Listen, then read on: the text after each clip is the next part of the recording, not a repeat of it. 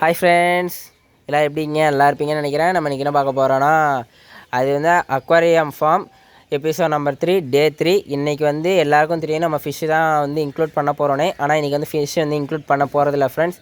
அது வந்து நாளைக்கு தான் இன்க்ளூட் பண்ண போகிறோம். டே 4 தான் இன்க்ளூட் பண்ண போகிறோம். அதை ஆட் பண்ண போகிறோம். இன்றைக்கி வந்து எது ஆட் பண்ண போகிறோன்னா, ஸ்னெயில்ஸ் தான். அதாவது அக்வாரியம்லேயே சேர்ந்துருக்கக்கூடிய ஸ்னெயில்ஸ் தான் ஆட் பண்ண போகிறோம். ஃபிஷ்ஷஸ் கூடயே சேர்ந்துருக்கிறது. அது எதுக்காக நம்ம வந்து முடிவு பண்ணியிருந்தோம் ஃபிஷ்ஷஸ் விட்றதுக்கு முன்னால் ஸ்னெயில் விடணுன்னு. நம்ம இப்போ அவசரமாக ஃபிஷ்ஷஸ் விட வேண்டிய சூழ்நிலைங்களால வந்து ஸ்னெயில் விடாமல் ஃபிஷ்ஷஸ் விட்ருவோன்னு யோசித்தோம். பிரதர் வந்து ஞாபகப்படுத்தினா, நீ வந்து ஸ்னெயில்ஸ் விட்டுட்டு அது கூட ஒரு குட்டி ஃபிஷ் வந்து விட்டுட்டு அதுக்கப்புறமா நீ வாங்கியிருக்க ஃபிஷ்ஷஸ் வந்து விட்றா, அப்போ தான் உனக்கு கரெக்டாக தெரியும். இல்லை நீ வாங்கின ஃபிஷ்ஷஸ் வந்து விட்டோன்னா டெத் ஆகிடக்கூடாது. தண்ணியோட கண்டிஷன் எப்படி இருக்குன்னு தெரியாது. நீ ஸ்னெயில் விட்டால் கரெக்டாக தெரிஞ்சிடும்னு சொன்னால் அது உண்மை தான் ஃப்ரெண்ட்ஸ். நம்ம வந்து மீன் விடுறதுக்குனால ஸ்னெயில்ஸை வந்து வாட்டரில் விட்டு பார்த்தாலே ஸ்னெயில்ஸ் வந்து அதோட ஆக்டிவ்னஸோட இது வந்து நமக்கு தெரிஞ்சிடும். அது போக ஒரே ஒரு மீன் விடுறதுனாலையும் தெரியும். அதனால் நம்ம ஆல்ரெடி 2 நாளைக்கு தண்ணி வந்து கண்டிஷன் பண்ண விட்டாச்சு. இது வந்து 3வது நாள். அதனால் நீ ஸ்னெயிலும் நம்ம ஒரே ஒரு குட்டி மீனும் வந்து ஆட் பண்ணி பார்ப்போம் எப்படி இருக்குன்னா. அது எப்படி இருக்கோ அதுக்கு அடுத்த நாள் வந்து அதை பார்த்து நம்ம வந்து மீனை வந்து ஆட் பண்ணுவோம். இப்போ வாங்க நம்ம என்ன ஸ்னெயில் வந்து வாங்கியிருக்குன்னு காமிக்கிறேன் ஃப்ரெண்ட்ஸ். நம்ம வந்து வாங்கியிருக்க ஸ்னெயில் வந்து ஆப்பிள் ஸ்னெயில் தான். பார்த்துக்கோங்க, 7 ஆப்பிள் ஸ்னெயில் வந்து வாங்கியிருக்கோம். அவன் வந்து பெரிய ஸ்னெயில் இருக்குது, அதில் வந்து குட்டிங்க தான் இதுங்க எல்லாமே. இதில் வந்து 7 ஆப்பிள் ஸ்னெயில் இருக்குது. இது வந்து வாங்கியிருக்கோம். அது போக ஒரே ஒரு குட்டியும் வாங்கியிருக்கோம். அந்த குட்டி எங்கே இருக்குன்னு தெரியலையே, எங்கே போச்சுன்னு தெரில ஃப்ரெண்ட்ஸ். உள்ளே எங்கேயாவது நிற்கும். நம்ம அதை அடியில் ஓடிக்கிட்டு 2 குட்டி இருக்குது ஃப்ரெண்ட்ஸ். ஒரு குட்டியில் 2 குட்டி இருக்குது. மீன் குட்டி போட்டிருக்கானுன்னு தெரில. 2 குட்டியாக ஒரு குட்டி தான் கொடுத்து விட்றேன்னு சொன்னால் நான் 2 குட்டி இருக்குது. பார்த்துக்கலாம் ஃப்ரெண்ட்ஸ். இப்போ வாங்க நம்ம வந்து இதை 2 குட்டியவும் அப்புறம் 7 ஸ்னைலையும் உள்ளே விட்டுருவோம். ஃபஸ்ட்டு 7 ஸ்னைலில் உள்ள விட்டு நம்ம குட்டியை வந்து பிடிப்போம் ஃப்ரெண்ட்ஸ். ஸ்னைலை கையிட்டே பிடிச்சிடலாம், ஈஸி தான். 1 2 3 4 5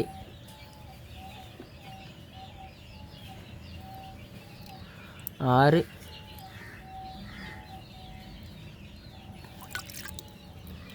7 ஃப்ரெண்ட்ஸ்.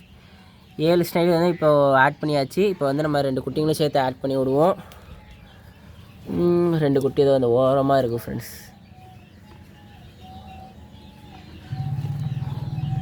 இது ரொம்ப பொடி குட்டி, அது கொஞ்சம் பெரிய குட்டி. இதை ஆட் பண்ணுறது உங்களுக்கு தெரியுதான்னு தெரில ஃப்ரெண்ட்ஸ். அழகாக ஆட் பண்ணியாச்சு. அப்புறம் வந்து நெக்ஸ்ட்டு ஃப்ரையை வந்து ஆட் பண்ணுவோம். அது கரெக்டாக அந்த நெட்டில் மாட்டவே மாட்டேங்குது. அழகாக அடியில் போய் வந்துக்குது. மாட்டிடுச்சு ஃப்ரெண்ட்ஸ். இப்போது இதையும் அப்படியே உள்ள ஆட் பண்ணிடுவோம். ஓகே ஃப்ரெண்ட்ஸ், ஆட் பண்ணியாச்சு. 7 ஸ்னைலும் உள்ளே விட்டாச்சு, இதையும் உள்ளே விட்டாச்சு. எல்லாம் நல்லபடியாக இருக்குன்னு நினைக்கிறேன். இப்போ இந்த ஸ்னைலில் மட்டும் முன்னால் ஏதோ இருக்குது ஃப்ரெண்ட்ஸ், என்னதுன்னு தெரில. ஒன்றும் இல்லையா, அழுக்கு ஃப்ரெண்ட்ஸ், அழுக்கு எதாவது இருந்திருக்குன்னு நினைக்கிறேன். இது என்னது?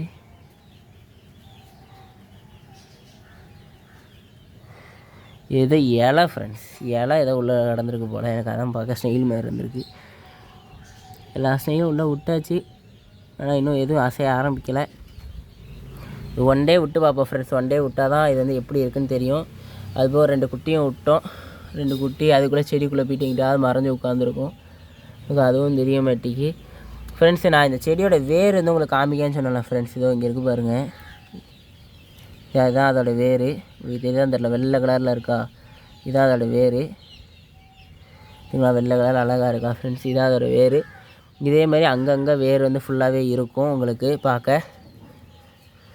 நான் சொன்ன மாதிரியே ஃபாக்ஸ் ஸ்டைலும் இதுவும் ஒன்று போல் மிக்ஸ் ஆகிட்டா ஃப்ரெண்ட்ஸ். அதான் சொன்னேன். ஒரு ஸ்னைல் வந்து ஆடி ஓட ஆரம்பிச்சிது. 2 ஸ்னைல் ஓடுது.